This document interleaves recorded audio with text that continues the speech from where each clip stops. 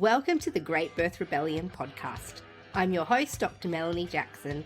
I'm a clinical and research midwife with my PhD, and each episode I cast a critical eye over current maternity care practice by grappling with research and historical knowledge to help you get the best out of your pregnancy, birth, and postpartum journey.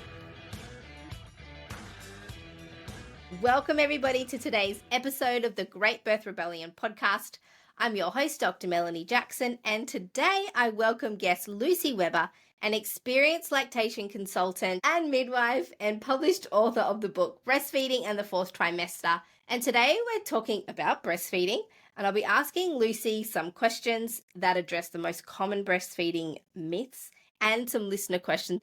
Lucy lives in North Somerset in the UK with her husband, 3 children, their cats, and a beagle. Welcome, Lucy. Good morning. Well, it's morning for me. It's evening for you. Right. This is the thing when, you don't live in Australia like I do. We are doing podcasts at the beginning of the day and the end of the day for both of us. Lucy, we're going to jump straight in because I know this is probably going to be a jam-packed episode. And I'm going to kick off with my first question. And that is actually more about your qualification. So what is a lactation consultant? Because they call them IBCLCs. Yep. And there was a question from a listener saying, how do you become one of those? Oh my goodness. Yeah, it's not easy. Lots and lots of people sort of reach out and say, oh, I want to do this. And that's great because we need more people. But it's not as simple as sort of a weekend course or anything like that. It usually takes people, I think it's about 5 years to get to this point. So there's a few 5 different years. Yeah, around about 5 years. And I think some people have likened it. It's around about sort of master's degree level sort of qualification it's likened to. There are 3 different routes you can go down to get there. Regardless of which route you take, you have to have covered 14 different qualifications in health sciences. So a lot of people come from a health professional background. So like me, I'm a midwife. So that was already covered in my midwifery. You have to do 1,000 hours of supervised practice, I guess. So supporting and being, having people watching you supporting, 95 hours of lactation specific education. And then when you've got all of that, you can then apply to sit your exams. And the exam pass rate, you have to get a very, very high rate. It's a pass or fail thing. And I think the year I did it, I think you needed to get, it was something like 80% to pass. So it's quite a, high thing. So it can be an expensive thing to get there, and it takes a lot of time. And the people that have managed to get there we're very aware of how privileged we are to get to this point, actually, and it's not open to everybody. But it does mean that if you were working with somebody who has this credential, is a protected qualification, you can call yourself a lactation consultant, but you can't call yourself an international board certified lactation consultant because that is a protected qualification. If you're working with somebody who's got that, it does mean that globally they should be working to the same standards, that they are the highest recognised qualification in lactation. And that's what the IBCLC title is. So if someone tells you they're an IBCLC lactation consultant, that means they've been through that process. Mm-hmm. And I can understand why people are so protective over it, because breastfeeding is very, very important. Mm-hmm. And there can be some wayward information that leads women off the breastfeeding path. So in brief, in 5 minutes, can you explain what a woman could look for when they're feeding their babies? What can they look for as signs that things are going really well and A-okay and they don't need to employ the help of a lactation consultant? And what might be the triggers that might indicate to them that they need extra help? So the first thing I always say is, you don't need to have a reason to want to work with an IBCLC. A huge percentage of our workload is reassurance and normalizing.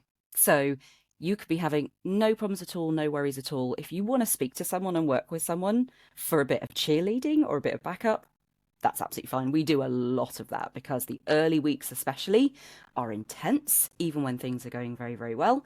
They're a roller coaster. Your hormones are everywhere. You're sleep deprived. And especially if it's your first baby, it is like a shock to the system, actually. And so many people don't realise quite how overwhelming it is.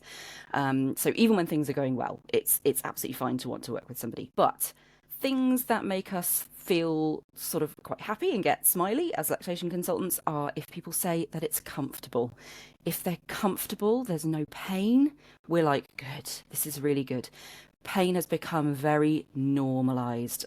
Like really in a lot of countries across the world, that pain is a normal thing, that you need creams and potions and lotions and gadgets and cooling things and heating things and, you know, all this sort of stuff. Pain is very common. It's common, but it's not normal, and the two are really different. So I'm not saying that people won't have pain. There absolutely can be pain, but it's a sign to us that something might not be right, actually. And it might be something to do with latching, usually is something to do with latching, might be something to do with the baby, maybe tongue tie. It might be something to do with, you know, blood flow to the nipple. You know, there can be all sorts of different reasons.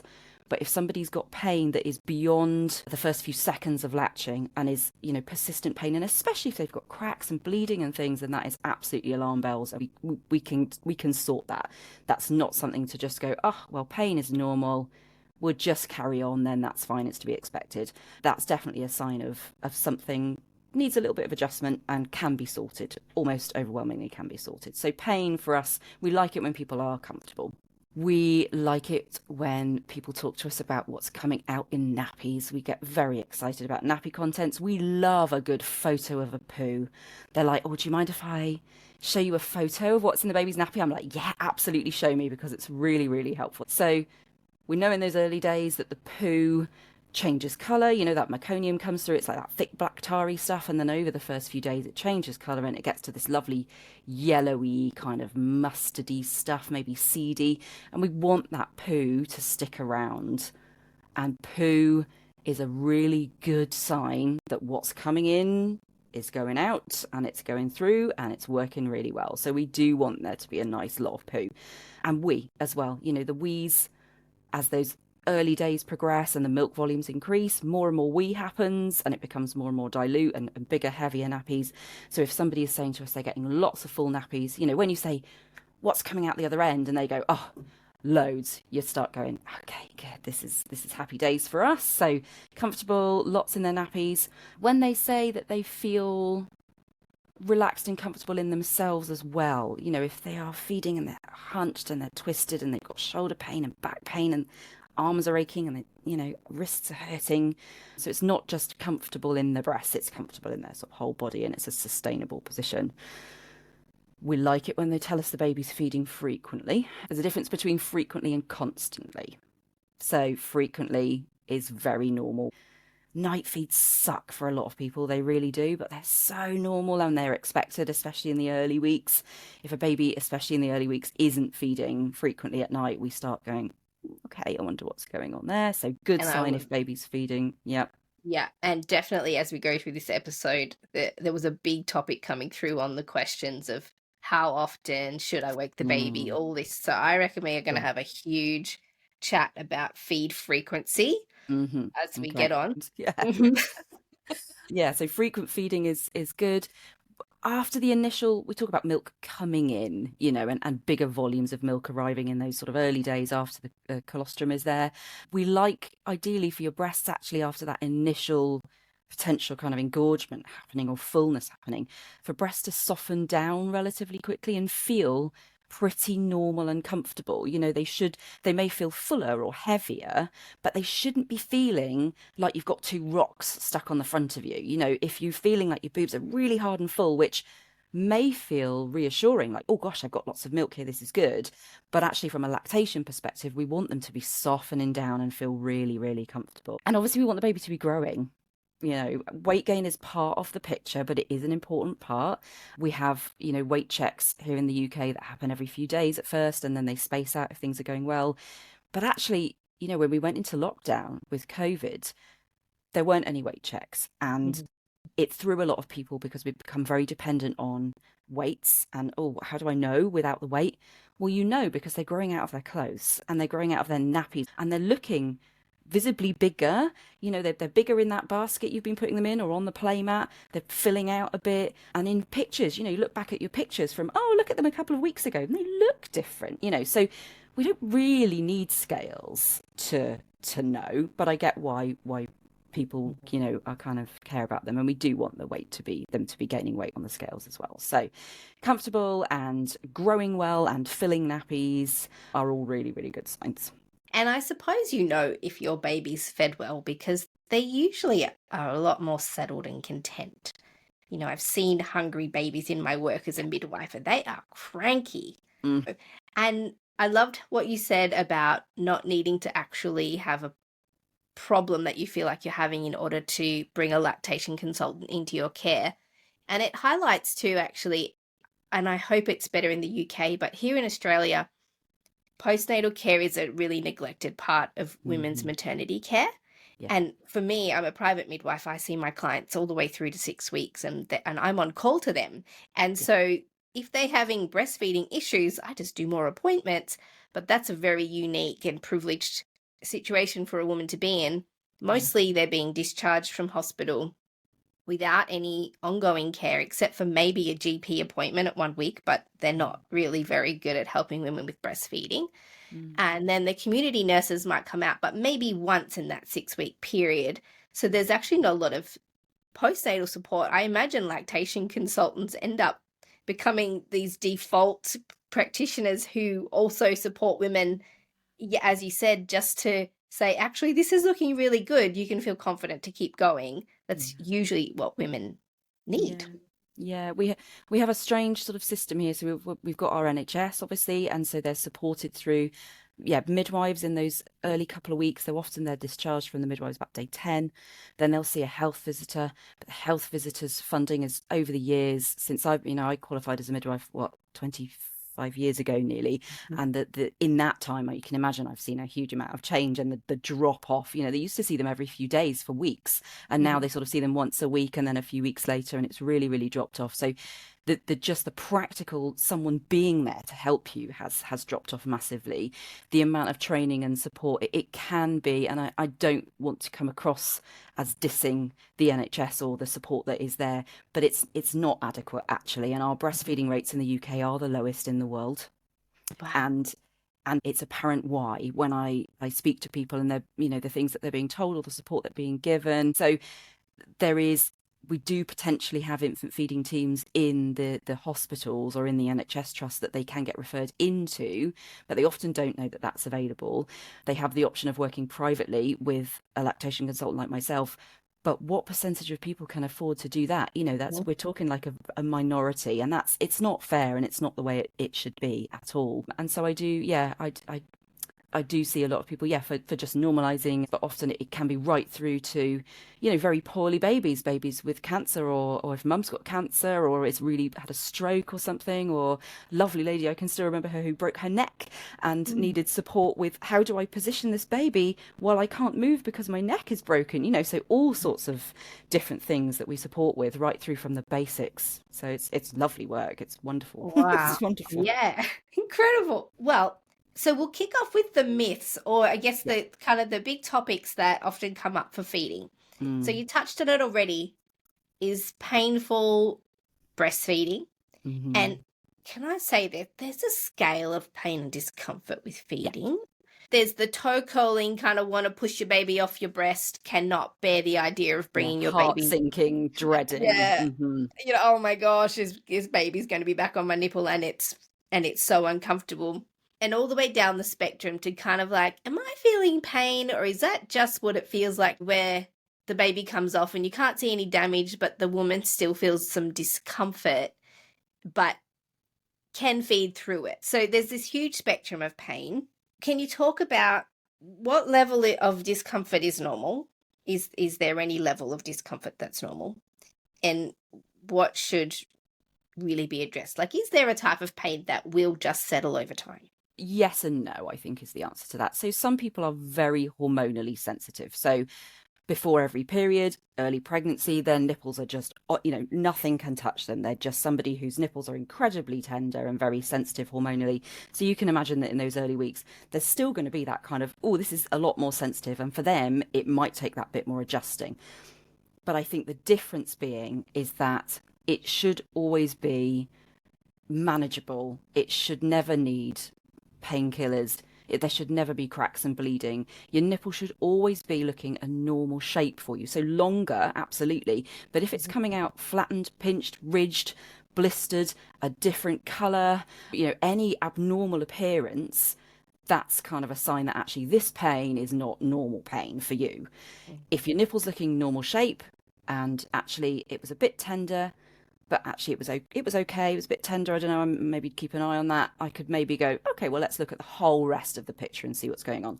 If somebody's got some discomfort and the baby is actually feeding really, really frequently, it's, the baby's not pooing much, the weight isn't great, that's a sign to me that actually maybe something's going on with the latch. Whereas actually if there's a bit of discomfort, but they're growing well, she's okay, everything's okay, breasts are soft and comfortable, then you might go, okay, well, maybe this is the norm for you. But I think the key is to not assume it's the norm and just go, okay, pain's normal. It's right. So you've got pain. Let's figure out if this is normal pain for you or if this is not. And most of the time it's not. But yeah, there can be.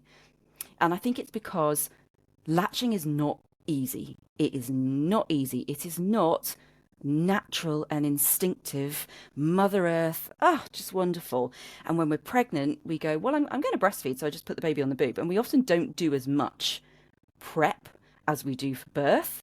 So when we come to latching, this floppy baby who's got this massive head in comparison to their body that's flopping all over the place, and you're trying to get them in a position where actually their head is back and their head wants to go forward, and you've got your boob, and your boob's a different size and shape than it's ever been before, and you're trying to put the two together, and you can't, it's just all a bit of a nightmare. Not every latch is going to be textbook. Most of them aren't going to be textbook because you're learning this new skill. So I think the vast majority of pain comes from the fact that you're going, okay, baby's on, I think I'm just going to stick with that one for now, kind of thing. 99% of the time, pain is not going to be normal. There's a tiny little bit where there will be. But I think if anyone's ever having any pain, don't just make the assumption it's fine. Better to get the help and double check. And that early learning phase of feeding, because I was a midwife even before I had my babies. Yeah, same. And still, I remember thinking to myself 6 weeks into my first feeding journey, if I didn't know that this was going to work out okay in the next 6 weeks, I thought I'm going to give myself good. Yeah, I think I very much understood why women would just toss it in and think it's too hard. And even now I tell my clients, don't make any decisions about stopping breastfeeding until you've tried it for 12 weeks. It's kind of my benchmark. I'm like, don't think you're going to get it at the end of the week. You might. Don't think you're going to get it at the end of 2. You probably will, but give it 12 weeks, at least before you make any big decisions, because it is a learnt thing. You learn what a good latch feels like. Your baby learns which latch is most effective for them. It's so varied, and each individual journey is varied. That you have your first baby and you nail it, and then the second baby you think, well, I know about breastfeeding because I've already fed a baby, and the next one comes along, you're like, oh, this is totally different, and you have to relearn all over again. Well, the babies are totally different. My first wanted to feed every 45 minutes, and he was preemie, so I was like, stay on as long as you want. And then my next came out and only wanted 4 hourly feeds, and if I offered her more than that, she would fight it. So each child is different. And so, I think we have to approach breastfeeding a little bit like every labor and birth is different with every baby, as is every pregnancy. And I think another real issue with feeding is that often the feeding journey is the offshoot of the birth journey. And if the birth has been interrupted and the woman or the baby's unwell, or there's been an interruption in the physiology and the baby's not as alert as you would want them to be for these ideal first feeds, it can really set a difficult pattern. So for my clients who give birth at home, often I say to them, do you know what? Let's just put the baby near the boob. Let's see what it does. And 9 times out of 10, the baby is alert and the birth hasn't been interrupted and it latches, and they go, oh, okay, cool. But that's a unique and different situation to a woman, for example, who's needed to have their baby born by forceps or has had medication through the labor where the baby's not as responsive. So I think part of it can be is that you're already starting on the back foot sometimes with these high interventive birth practices, but then also there's a lack of support afterwards. So, we're definitely in this really tricky realm. So then painful feeding, if you can't see a reason for it, it's a good time to be engaging with a lactation consultant. And I think a lot of pain is really easy to remedy most of the time, would you say? Yeah. Sometimes I'll go on a home visit within the first 5 minutes. We've gone bosh bosh, and then we spend an hour and a half chatting, and they're just going from side to side. Oh, this is much better. It can be the tiniest little adjustments. It's usually moving the baby round towards their feet, making sure there's nothing on the back of their head. They can tip their head back beautifully, and then things are just sort of sorted. Often it isn't that easy, and there can be really complex issues. Sometimes there's ties, tongue ties and various things. Sometimes there's something going on with blood flow to the nipple or blocked ducts and mastitis and things like that. And so it can be much more complex, but often it's really easily sorted. And the detective work around figuring out which of these things it is and how to remedy them is why it is difficult, I think, for families, is because they kind of are hit with this barrage of information from their health professionals who may be well-meaning but perhaps not have the most up-to-date information. Then they're hit with all this information online, which can range from absolutely fantastic, brilliant information that is bang on, right through to some complete nonsense about, well, it's because you didn't use a cheese grater on your nipples when you were pregnant and toughen them up and things like that you're just like, wow, how is this out there? So they're trying to find this information. They don't know which is the reliable resource to kind of go to necessarily. So it just absolutely completely screws your brain up. And you're like, well, yeah, I'm just going to stop doing this then because it's too hard mentally and physically. Yes. And I think being an external person doing the detective work is a lot easier than being the mother. Definitely. To try and be deciphering that in the days following birth is just impossible. Yeah. And so it's nice to have somebody external to say, actually, I think this is an easy fix, or, hey, we're in for the long haul on this one, but I can help you. Yeah. So we've done a bit of pain. Mm-hmm. Can you kind of alluded to flipping back and forth to different breasts. So this is a question I have, because I personally was a one boob, one feed mama. Sure. It worked for us. Mm-hmm. But there's this information about you should feed them on one side, then take them off and then pop them on the other side and flip, engage both breasts every feed. Yeah. And my inner midwife and mama wants to say, look, if it works, does it really matter? Mm-hmm. But do you think there's a better way? Either one boob, one feed, or flipping from one to the other each feed, or some kind of other alternative? Yep. So the long run answer to this is you do what works for that individual dyad. That mum and baby, if they're a one boob, if they're both boobs. My first was a one boob, my second was both boobs, my third was completely random, depended on the day and the time and the whatever. So it's different with each feeding journey as well. What's important to know is that the early weeks, actually, we want to assume it's both breasts, because babies thrive on flow of milk. So when you put them to the breast, new babies, especially if there has been some difficulty with birth, or they're sleepy, or they've had a difficult time, or 36, 37 weekers are really difficult with this as well, because they often come out maybe a kind of, an okay weight, and they're, acting like they're a term baby, but they're really just a lot more sleepy and not quite as active at the breast. So especially for those babies, but even if they're, 41, 42 weeks, 43 weeks, whatever,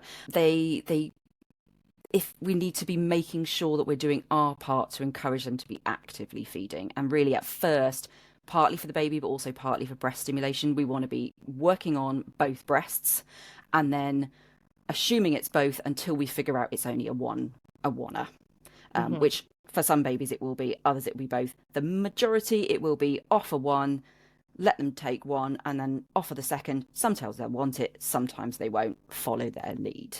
But the early weeks, because of that, getting milk supply up and running, and because babies can be a bit sleepy and kind of conk out and need encouraging with that flow, if you've got a baby who is not gaining weight as expected, or is not filling nappies as expected, then we definitely want to be getting them taking both. We absolutely do. And even multiple times over, because they are driven by this flow. When you stick them back onto the breast, You get that lovely hormonal surge, which makes your body go, oh, you want more milk. The muscle cells squeeze, the milk jets down towards the nipple. And because the flow is there, the baby goes, oh, great, there's milk there. I will drink it. I will swallow it. And they keep going. Once that flow slows down, the baby goes, oh, it's slowed down, and they go sleepy, and they move on to this fluttery sort of sucking. And the flutter sucking is a lovely, valid bit of feeding. It's a really nice bit. They're digesting, they're snoozing, it's fine. And it's not a problem for the vast majority of babies. But when you've got a baby with weight problems or with, not filling their nappies or not taking enough milk for some reason, we want to try and cut that down and actually keep them actively feeding. So switching back to the other side, more flow. Oh, lovely, gulp, gulp, gulp, switch them back, gulp, gulp, gulp, switch them back, gulp, gulp, gulp. And that will just get that bit more milk in, boost that supply up. And then once that's all sorted itself, then you can slow back down to offering one or maybe two. Yeah, and you're right in a sense that it depends on the situation, because also if you've got a woman who is battling something like true low milk supply, you wouldn't want to be doing one breast feeds, because then the other breast is not being stimulated all that feeding cycle. So when you're establishing feeding, each breast is independent. So if you feed more off one breast than the other, one breast is going to make more milk than the other ultimately. So getting that initial 6-week establishment is what you're talking about with that. Two breasts. Making sure you're getting that even stimulation. Yeah, absolutely. Yeah. Though most people do make more in one side than another, so it's completely normal. Most people make more in their right for some reason. Doesn't seem to be linked with right-handedness either. Yeah, I was a right-hander.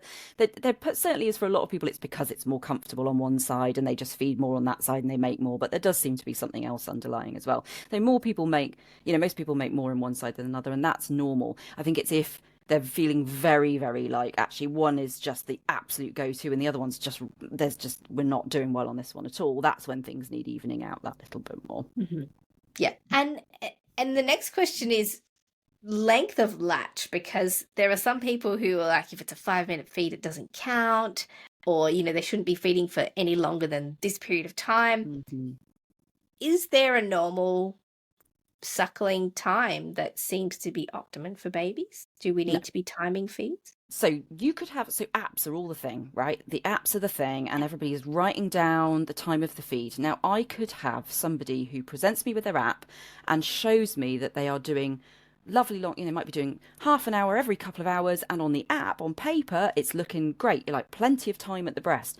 But if that baby is not latched deeply and is just sleepily sucking, they might be getting barely any milk compared to a baby who goes onto the breast and feeds for 3 minutes with a beautiful deep latch. Gulp, gulp, gulp, gulp, gulp, gulp, gulp, gulp, gulp. Conk, lovely. So time can only tell you so much. It's not going to tell you everything. You also want to be making sure that your breast is feeling that bit fuller before a feed and drained after a feed, or softer after a feed. It's never empty, never ever empty, but it will feel softer or a bit lighter. We want to be watching for the swallowing during the feed. Is the baby actively feeding? Are they gulping nicely and frequently during that feed? Because that's really kind of key. Some babies will take very short feeds always. Some babies will take very long feeds. If they're consistently doing very short feeds, we'd be going, right, what's happening with the rest of the picture? Are they pooing and peeing? Are they gaining weight? Do you feel comfortable? In which case, crack on, lovely.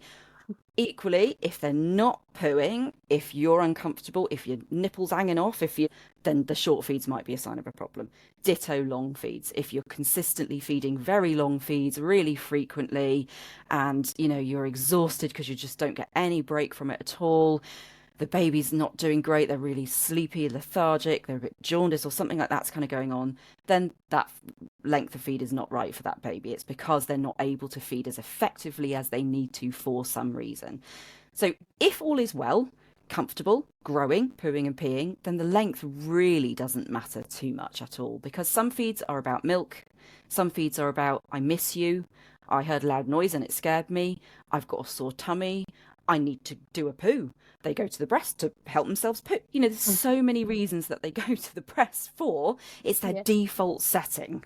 It's absolutely, I need to be at the breast. It's their new umbilical cord. It's where they just want to be and they want to hang out all the time. It's helping to smooth all those bones out in the skull. There's so much going on with feeding that it isn't always about the milk that's going in. Obviously, it's a big, big part of it. But, short feeds here or there are fine. I would say the vast majority of babies will do little ones here, longer ones there. If you're at the extremes either end, or if you've got any worries, then check it over. Yes, but as a single element, and what I'm hearing from you actually is that whenever we're assessing, or whenever you're assessing a breastfeeding journey for a mum and a baby, it's not about picking out one or two individual symptoms or situations. It's putting the whole picture together. And as you said, if the baby's gaining weight and is settling after a feed and is weeing and pooing and everything is fine and no one's in pain, we don't have a problem, whatever the picture is.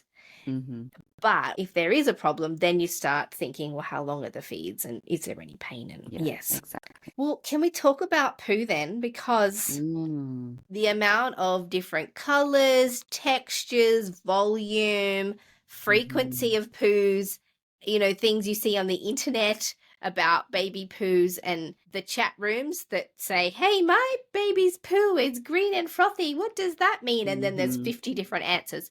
Yep. So let's start with poo frequency. Yep. Because, when I was training as a midwife, they said breastfed babies could go normally up to 10 or 12 days without doing a poo, and that's normal. Absolutely is something that is still, it is around and about today, people kind of saying this, that breastfed babies, don't need to poo very often because there's, breast milk's so good that there's no waste. And I love that thought that breast milk is so good, because it's amazing, but actually, what about the baby that's thriving and growing well and pooing 10 times a day? Does that mean there's a problem for that baby? What we know when we look at the bigger picture of big groups of babies is that the ones that are pooing less frequently tend more likely to be the ones that are having difficulties with something. Often that's their milk intake or a feeding problem, vast majority of the time. Sometimes it's something else going on, like allergies, or there's a tongue tie, or that, something kind of happening. Maybe they all had antibiotics and that's throwing things out, or they're on some medication. So what we don't want, it's always these rigid rules, isn't it, is the problem. So we can't say it's fine to not poo, or you must be pooing this amount of time. It's about that whole picture again. So if you've got a baby that is not pooing frequently, if it's in those early weeks, then that would be definitely a red flag. Something needs to be checked out quite quickly. A baby definitely should be pooing in those early weeks. If they're not, then you absolutely need somebody really well experienced and qualified to go, okay, let's figure out what's going on for you here. And making sure that baby's getting enough milk, most importantly, and adjusting the latch and the position and various things. Once you get to the 4 to 6 weeks, more like 6 weeks kind of plus, that stooling pattern can change. It can change, and it may be normal sometimes for some babies to do less poo. But the key is not just going, oh, your baby's not pooing, fine, that's normal. The key is going, right, that might be normal for you, but let's figure out if it is, and let's go through all these other things first. And if we get to the bottom of this big long list of things and all those tick off and they're beautiful and there's no problem, then tick, that's normal for you. We don't put it at the top and just go, that's normal not to poo. We go, right, it may be normal, but we need to check through all these other things first and see what's going on for you. That's where the difficulty lies, is that this myth is out there that it's just fine to not poo, and actually it often isn't. I've worked with a lot of people whose babies have had really difficult faltering growth. They're just not growing very well. They're not gaining weight as they should be. And they've been told their baby is not pooing because it's normal for babies to not poo. Because that's what they've heard, that's what they've been told, they're being reassured. And actually for us, if a baby is not pooing and they're not gaining weight, it's very, very obvious what's happening is that actually they're not getting enough milk through. And when you increase their milk intake through whatever route you need to, they start pooing again. And actually you think, well, if that person had been told that actually this might be the sign of a problem, they would have got the help they need and things would have been very, very different for them. So that's why I think as lactation consultants, we get very passionate about poo frequency, is because it can be really a very obvious sign. Yeah, I have to agree with you. The times where I've had clients that have been having feeding difficulties are the ones where they are doing less frequent poos. I don't think I've ever seen a well healthy baby who's feeding great not poo at least every second day. Yeah. And they're voluminous. They're just That's it. It's out the nappy, it's up the back, it's everywhere, and they're all soggy and it's just copious, and you're like, okay, whatever's going in. I mean, I'm not sure, I haven't looked into the actual liters, but is it true that women can make, or a baby can drink like over a liter of milk a day? Yeah. Yeah. From a month to 6 months, the amount of breast milk they take on average per day doesn't change, which is a very cool fact that a lot of people don't know. They feel like they are always having to make more milk, because as the baby gets bigger, surely the baby needs more milk, and we're used to seeing babies having formula, taking bigger and bigger and bigger bottles of milk as they get older. But actually, once you've got to a month, until that 6 month mark, the volume really doesn't change. It's the composition of the milk that changes, which is just very clever and very cool, and it always just fascinates me. So yeah, so the average that they're making is about 750 mils per 24 hours, but it can be, there's obviously outliers to that, so it can be around about a litre for some people. Mm. Absolutely. So Yeah, it's got to but go it's somewhere. I mean, they're not going to use exactly all of it. no. Yes. So infrequent poos basically are a tally on the, hey, maybe there's something going on chart. Yes. And you add that to the whole picture. Yes. So then let's talk about feeding schedules and timing of feeds. Mm-hmm. I was on the I'll feed my baby whenever it seems hungry train.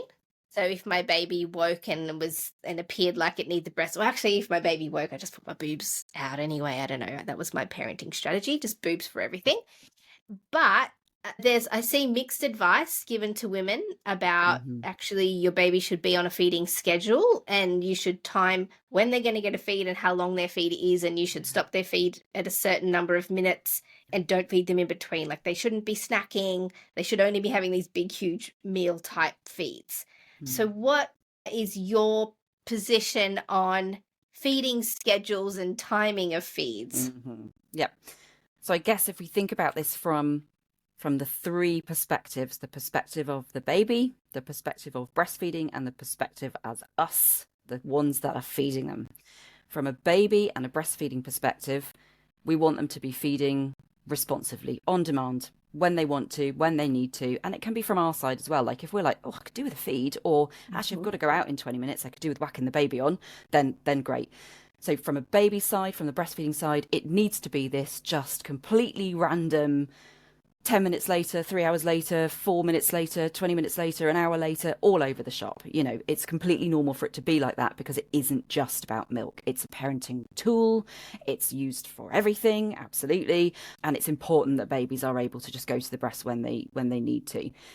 But as a society, as our culture dictates, babies need to be put into routines because that's how we like it. And actually, it almost feels a lot of the time like we don't trust that babies know what they need, and that we need to be doing things for them.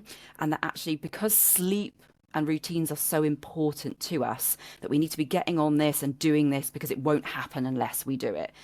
And actually, it does happen naturally for a lot of people. After those early months, a pattern emerges, and they can tweak the pattern a little bit if they need to.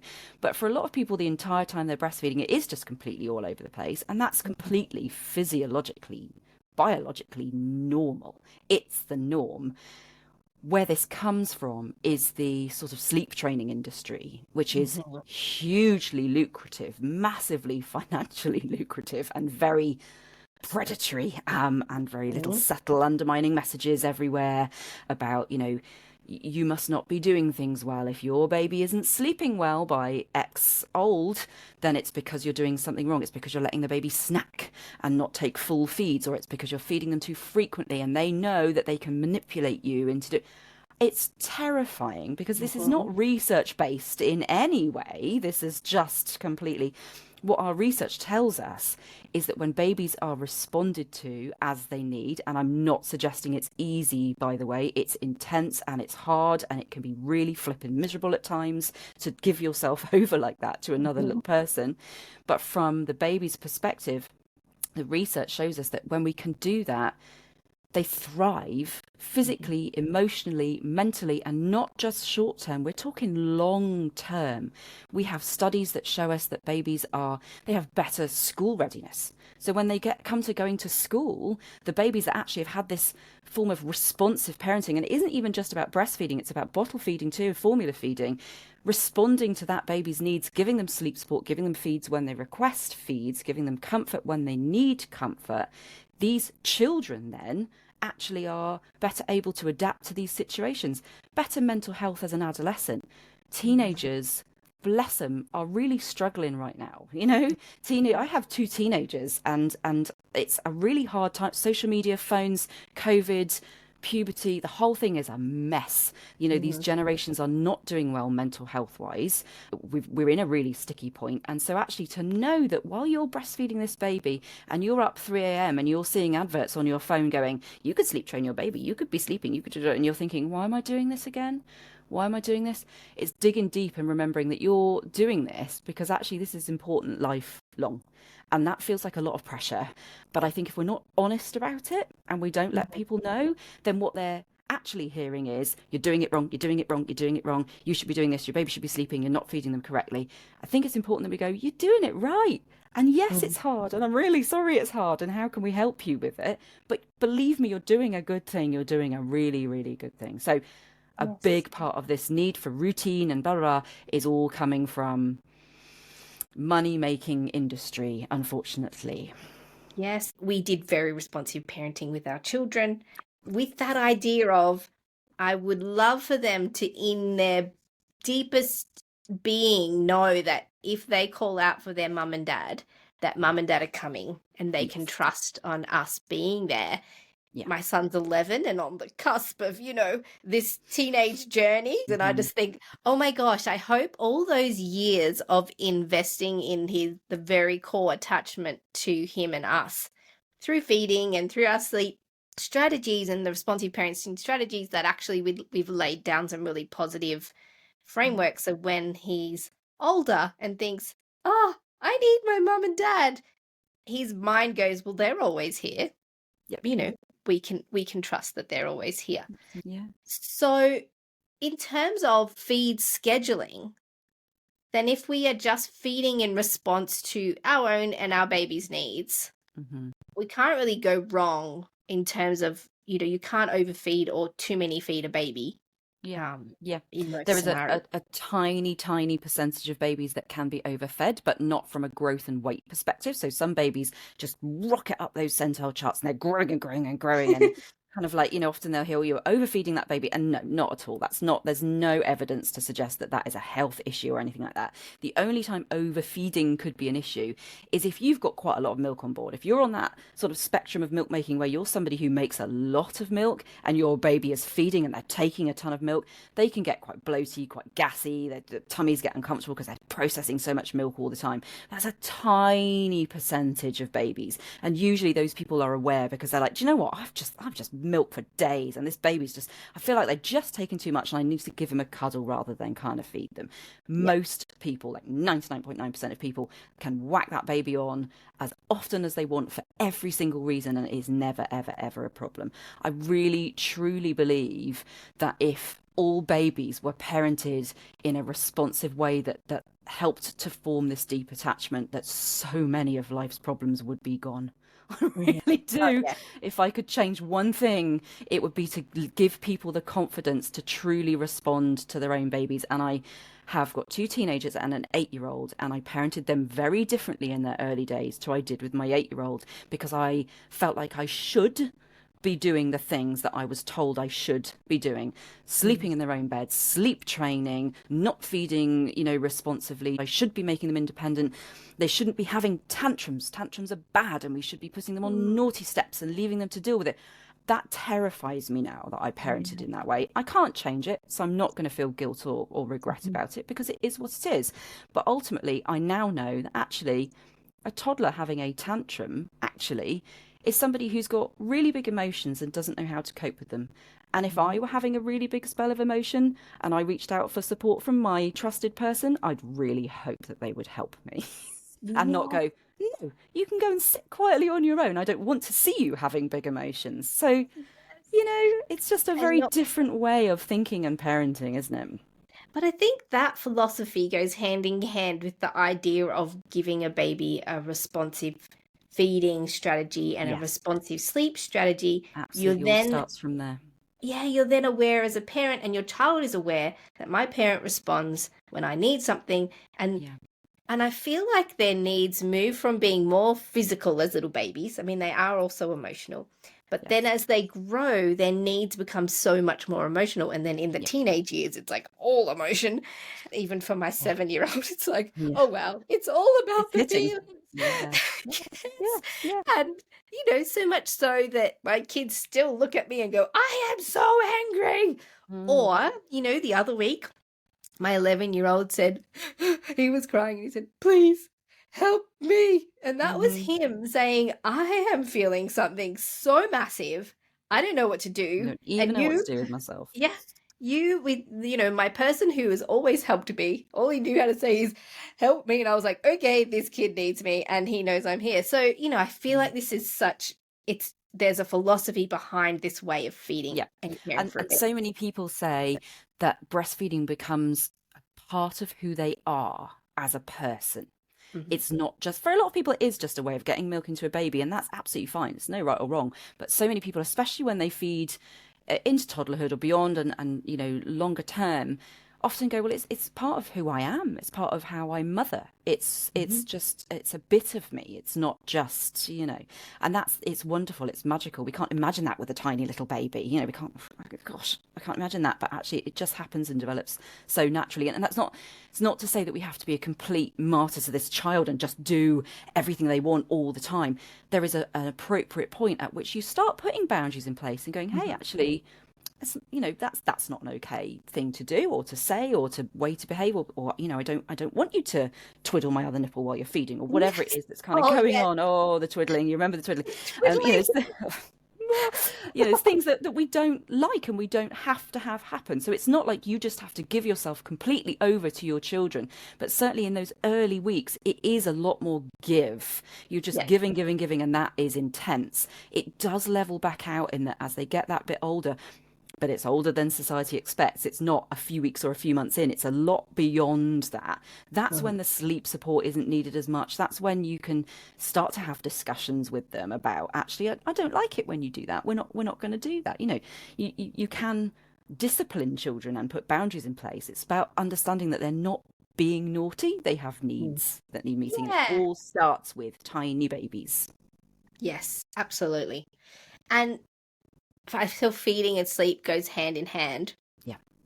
And even when I was feeding my little ones, people used to say, oh, no, you shouldn't let them go to sleep at the breast. Don't let them go to sleep at the breast. I was like, what? That's the only way I get them to sleep. Exactly. That's like my parenting strategy. How would I do it if they didn't go to sleep at the breast? What's your take on babies going to sleep at the boob? It's completely normal, and it's just an incredible tool. And why are we making life difficult for ourselves by trying to stop this thing that they want to do, and everything in us is going, this will work and it's going to be the quickest, easiest way? Absolutely, kind of do it. I think it all comes from a place of needing to be more independent and needing to have more control. We're very much these days in control of our lives and in control of what we're doing and when we're doing it. It's very hard to not be in control of this little tiny person and to be not able to maybe go out and meet your friend because you're tied to this. And actually, I would have loved to have gone out and seen everybody and blah, blah, blah. Such a short season, it's such a short time in the grand scheme of things. It's horrible while you're there. It's really hard, but you can hate it and still do it, or you can love it and do it, or you can have mixed feelings. The conflicting feelings around feeding and feeding to sleep are massive. I love this, I hate this, all at once are there. Yeah. But feeding to sleep is such a normal thing, biologically normal. Everybody does it. There's sleep hormones slopping around everywhere. Don't make life difficult for yourself. If you're happy doing it, do it. Yeah. Kids feed to sleep right the way until they stop breastfeeding, potentially. And they will stop feeding to sleep. I always say 100% of babies stop feeding to sleep. Because they do. They will stop doing it. It's not something you need to change unless you want to, when they're that bit older. They will stop doing it of their own accord. Well, I mean, we used the very final feeds that we ever dropped were the ones that were attached to the nighttime sleeps because of how much easier it was. And I was doing my PhD when I had my first baby. So I loved that anywhere that I was, if I was in an office or at a conference or whatever I was doing, I knew I could get the baby to sleep because my boobs were there. I was there with my baby and I didn't need all these little sleep cues like the right blanket and the right bed and the right space and the right music. to create this sleep environment. I was just like, put the baby on the boob, baby's asleep, now I can do my presentation. It felt easier not to be in a routine, to feed to sleep, to do contact naps, to have them in our beds. I could just take them wherever I wanted. I could go on holidays, So yeah, I don't know. I don't even understand how putting your baby in a routine makes it easier, because you still have to change your own routine. Yeah. To fit that. To fit that. I think it's because other people can then help. I think that's what that is about. It's not all on us. And when you are breastfeeding, you are very much the default parent. Everything comes to you, everything falls on you. Often the mental load is on you as well. And that mental load, and that you're always the one that has to do the everything, it's not always a nice place to be, and it's not what our society expects us to be doing. It expects us to be having it all and going out and doing and working and back in our jeans and doing la la la. And actually, a lot of the time, that's not possible when you have a baby and you're breastfeeding. A lot of the time, you are pinned to the sofa or snuggled in the bed, and that's not what's expected of us. And so we feel like we're fighting against this.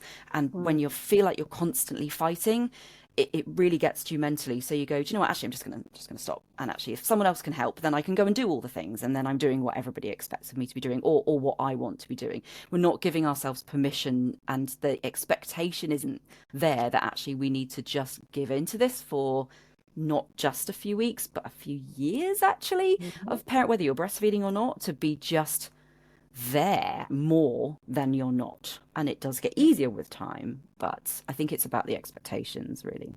Yeah, and actually we had Dr. Pam Douglas, who does the Possums program here in Australia, on the podcast a while ago, and she was saying a lot of the success of feeling okay to parent in the way that feels right for you is coming from a place of having support. So where there's a lack of support, you will parent in a way that's kind of more about survival. Yeah. Because you feel like you're the only one who's doing it and no one's looking after you. So I wonder if these parents who feel like they need to be rigid with feeding and rigid with sleeping and expecting their baby to be more independent is what needs are not met in you as a parent that mean you need to create such strong boundaries around how you're going to parent your baby. And that self-care. And also misunderstanding of baby behaviours, and when they have that capacity to be independent, actually. They can't really sleep on their own without sleep support. They can't roll over or grab things or start picking up and eating food until they're ready to do it. But because we have the option to potentially force them into sleeping on their own or spacing out feeds, we kind of feel like we probably should be doing that. Actually, when you think about all the other things that just naturally happen, you can't force them to start walking. They will walk when they're ready. It's the same with everything. It all just happens if you let it happen, but it's giving yourself permission to go with that is the big one. Yes, absolutely. Now, can we flip to nipple shape? It's a big questions that I've had, and that I've seen in my practice too, is women saying, I have actually no nipple. In a sense, they look inverted or they're completely flat. How am I going to breastfeed? What do you say to questions about, how can I breastfeed if I have flat or inverted nipples? Yeah. It's possible for the vast majority of people. It takes just that little bit more time and patience and practice. So what triggers a baby's, so sucking is a reflex. So if something hits the back of the roof of the baby's mouth, they'll suck it, whether it's a finger or a nipple or a bottle teat or a dummy or whatever it is. If it hits in there, they'll go in those early weeks. Because for somebody whose nipple isn't quite as protruding as you might see on all the videos and all the pictures, which is not helpful for these people, when you've got a flatter or a shorter or an inverted nipple, it's not necessarily going to get to that spot to trigger off the sucking reflex. So the key is working with someone or figuring out how to put your baby to your own individual breast in a way that is going to mean that the breast tissue hits the back of the roof of the mouth to get that baby sucking. Sometimes the nipple will then be drawn out more. Sometimes it will, it will actually start to invert. Often it won't, it will stay inverted. But the reason people struggle with flat nipples is if the babies just can't quite grasp on deeply enough to start sucking. So they'll go on, suck, come off, go on, suck, come off. And it's because they're not able to get in and grasp. But with the right shaping and positioning, they usually can get that fit. The key is knowing that it takes time and practice. The baby doesn't come out with any preconceived notion of what they're expecting. They just know, I need to find this and go on and try and do this. And we can kind of help them a little bit in that sort of situation. So if you know you're worried about your own individual anatomy, then it's working with someone who can help you for your individual, this is your baby, this is your breast. How do the two fit together in a way that is going to work for you? And you don't need a pointy out nipple to be able to feed your baby. It's just going to be a different approach to feeding. And often, as you said, with some nipple shaping, my experience has been that's often the only thing that needs to happen in order to get enough breast tissue into the baby's mouth. And absolutely. The other part that goes with that is some women talk about having very large breasts and finding it very difficult because their breasts are so large. What kind of strategies do you offer to women with larger breasts to get a good latch? And again, it's all about working with your own individual anatomy. Often people are encouraged to lift their breast up, lift the breast right up and put the baby on, and then they're stuck. And actually, one of the real joys of breastfeeding is being able to have a free hand. So if you're lifting your boob up, putting the baby on, and then you're stuck, you're like, and especially if you've got a toddler or another child, how do you then read a book? How do you do whatever? So I always try and make sure, where possible, that we can get in a position where actually they're able to have a hand free, even if it's only a little bit free and then they kind of come back. We don't want to be moving the breast to a place where it doesn't naturally sit. So if the breast is sitting low because it's heavy and it's large, we want to make sure the baby is where the breast is naturally sitting. Sometimes tucking the breast in the corner of your arm and kind of hoiking it up so that you've got that little bit of extra support can work kind of nicely. But it's all about the two fitting together for your own. Some people talk about putting a dressing gown cord underneath and tying it around your neck to lift the breast. And I'm like, one, it's lifting the breast, which isn't going to be comfortable. But also, can you imagine the pressure on your neck with that? I mean, if that's right for somebody and it's working for them, absolutely fine. Like, do you? That's not a problem. But it isn't always about trying to make the breast what it's not. It's about trying to do with your own breast what it does and where it wants to be and making the baby fit around that. And I mean, there has to be a sustainable strategy. There can't be all these tools that tie you to the house either. You want to be able to feed wherever you are. And that idea of just letting your breasts fall wherever they go and then feeding your baby wherever your nipple is, instead of trying to make your boobs all perky and up here, just let them hang where they are. We'll use a feeding pillow. I use feeding pillows myself. The thing with the pillows is that if you've put a pillow on and then you've put the baby on top of the pillow and the baby's up here and your boob is down here, the two are not going to fit. And then you're going to end up having to lift the baby. And then actually, is that pillow really working for you? I don't think it is. And also, if you lie the baby on the pillow, they can be away from your body and they can't tip their head back very well. So if you're going to use a pillow, ideally get the baby into you nice and tight, where everything naturally goes, put the baby on, then tuck some pillows in. And the pillows really is about supporting your arms more than it is supporting the baby. It's about taking the weight through your arms so that you're then not going, crack, I'm getting achy. It might be just one little pillow under your elbow, or it might be that you can use the arm of the sofa or something. Try not to use a pillow for every single feed, when you're trying to latch. Latch first, then pillow if you need it.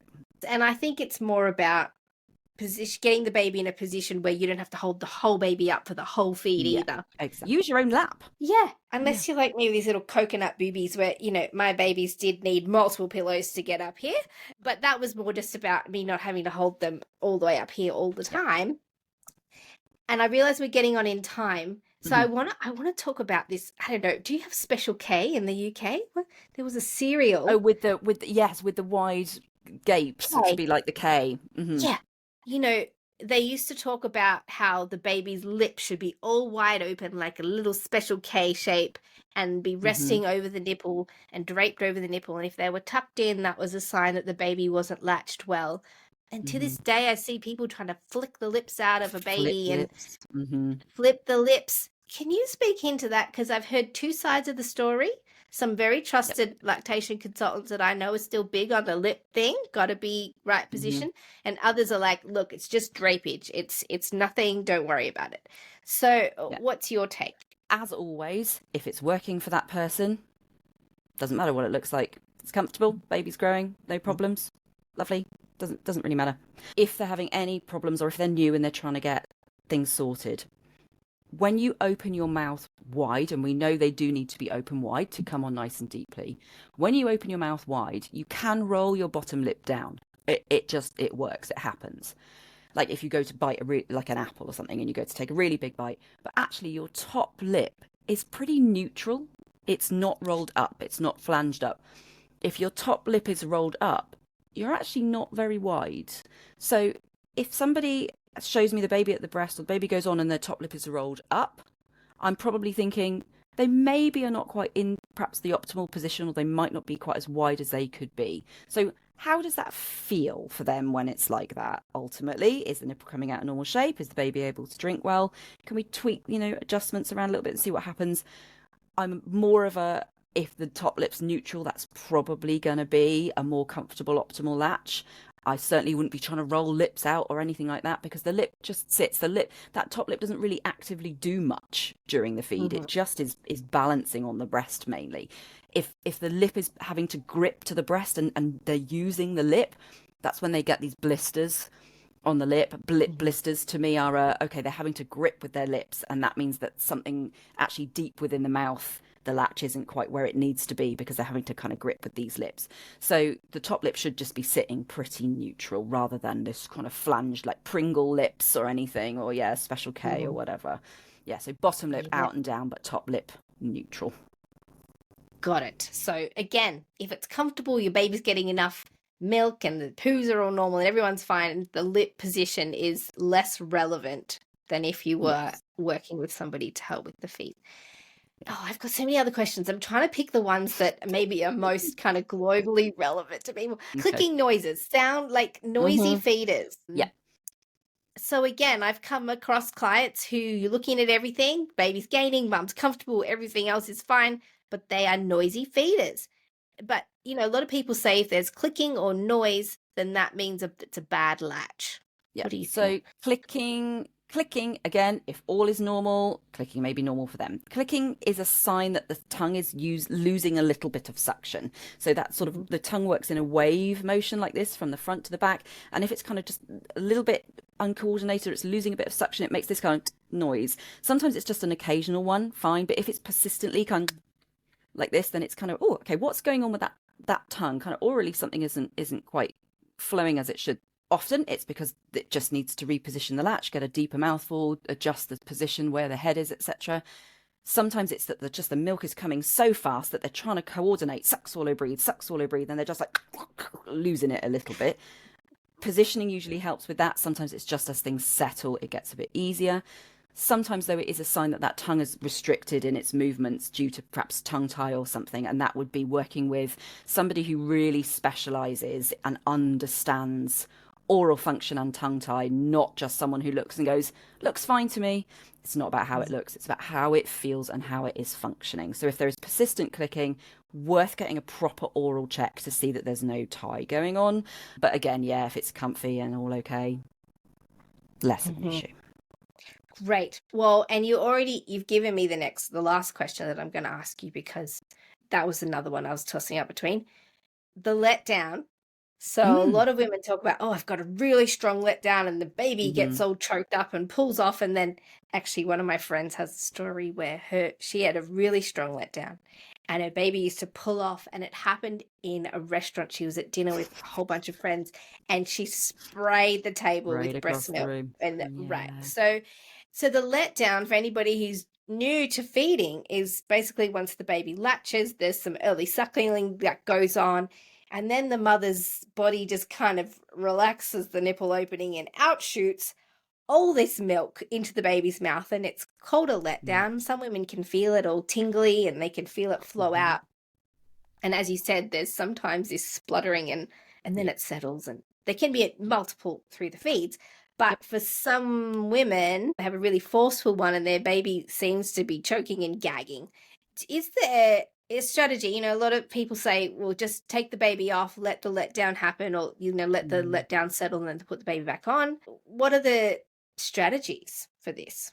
Does it need to be first port of call, if somebody says to me their baby's coming off coughing and spluttering a lot with the fast flow, my first thought would always be, let's look at how the baby is positioned at the breast.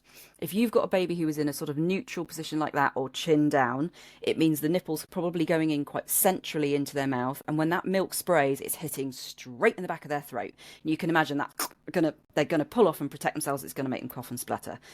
If you can get the baby going to the breast with their chin up and coming on so that the nipple is pointing up at that sort of, call it like an asymmetric latch, so the nipple's pointing this way, the milk hits the roof of the mouth, then down the back of the throat. So it's doing this lovely kind of like this. They can cope with that usually a lot easier, and they can just, and you can imagine yourself, like when I'm drinking like this, you tip your head back because you can cope with the flow of drinking a lot easier. If you try and drink with your chin down like this, it just doesn't work. It's uncomfortable and it just doesn't fit. You need to be chucking your head back like this if you're really going to have a big fast drink. So we want to reposition the baby is always the first thing, making sure they're on deeply, asymmetrically, chin right up. If that actually looks great, then it is things like knowing that most likely it will calm down. For most people, it's an early week problem where your body is just a bit overabundant with milk and a bit overexcitable. If it's a sort of longer term thing, yeah, you can, when they come off coughing and spluttering, just hold a towel or something over your boob, let that calm down. Once the spray's calm, then put them back on again. The first letdown, that milk ejection reflex, the first one at the beginning of the feed is usually the strongest one. The subsequent ones throughout the feed are usually less strong, so tend to be less of a kind of problem. If, again, you've got a baby really struggling with that fast flow, it's working with someone to see if you've got too much milk on board, because sometimes the two are linked, but also thinking about oral function and ties and things as well, because sometimes they can't coordinate that suck, swallow, breathe because of something going on in their chops. Yes. Oh, so much information in one single episode. I do literally have twice the number of questions that we've done. So there's no way we're going to get to it. But your book is Breastfeeding in the Fourth Trimester, which I'm almost certain would cover a lot of the questions that are already on here. Yeah. Are there any other resources that you love, that are your go-to, or that you recommend to women who are feeding?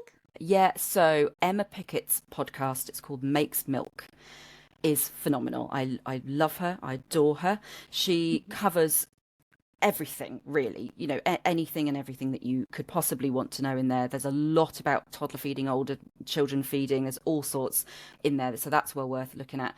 And I tend to go to the Lesh League, Association of Breastfeeding Mothers, and the Breastfeeding Network here in the UK are our go-to lines.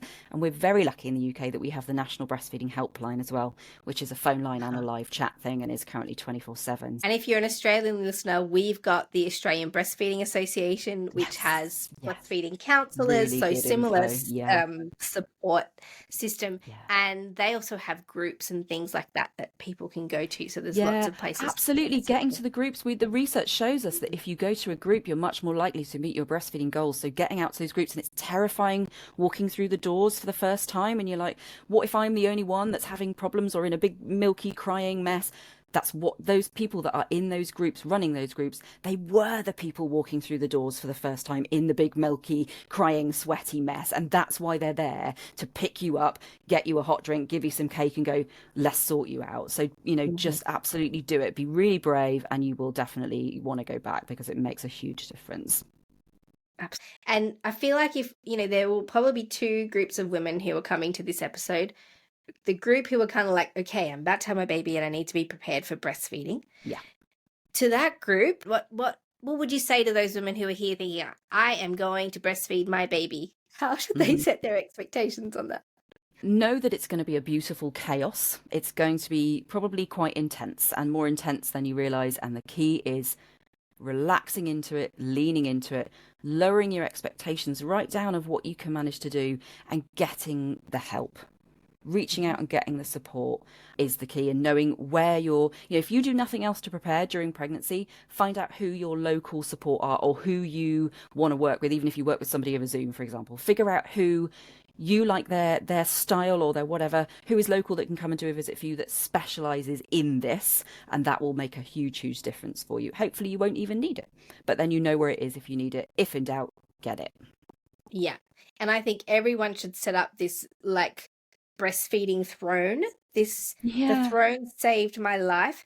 It had a Mm-hmm. table next to it, a very comfy chair, enough pillows within arm's reach. There was always water there, a phone charger, snacks on the table, and all the snacks. So, you actually you kind of want to go there, and you're like, Mm-hmm. oh, the baby needs a feed. I'm going to go to this amazing, I'm gonna have comfortable the good spot. snacks. It has everything that I need. And to women who are coming to this episode thinking, I really need help, that's why I'm listening to every podcast on breastfeeding. Yeah. Can I suggest that you probably won't find the help that you need by just listening to everybody's advice? Yeah. I think the faster way to succeeding in your breastfeeding journey is to get individualized care from a professional who is going to assess your particular situation. Because I know there are women out there Googling and asking friends and doing trying the 3 a.m. Google of doom. I know. Yes. And I just think it's not going to help you. You'll save a lot of time and energy and sleeplessness and uncertainty by just investing financially in somebody who can assess your individual situation. Yeah, lots of people say it's the best baby money I spent.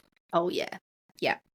And actually, I think will save you money in the long run, because if you have a successful feeding journey, that is the cheapest way to feed your baby, if nothing else.